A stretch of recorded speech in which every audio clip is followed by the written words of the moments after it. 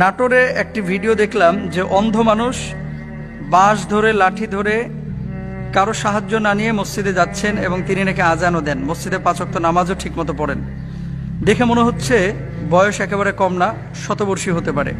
অন্ধ একজন মানুষ রাস্তা পারাপার হতে পারছে না, চিনছে না, জানছে না, আপনি তাকে সহযোগিতা করলেন। সাহাবীদের আখলাক।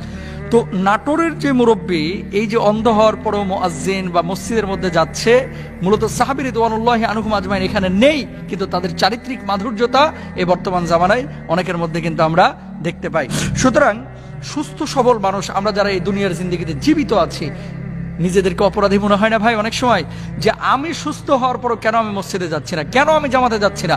আপনি ঘরে নামাজ পড়লে আপনি যে পরিমাণ সওয়াব পাবেন এর চাইতে 27 গুণ সওয়াব আল্লাহ সুবহানাহু ওয়া তাআলা জামাতে নামাজ পড়ার কারণে আপনার আমলনামায় দিবেন।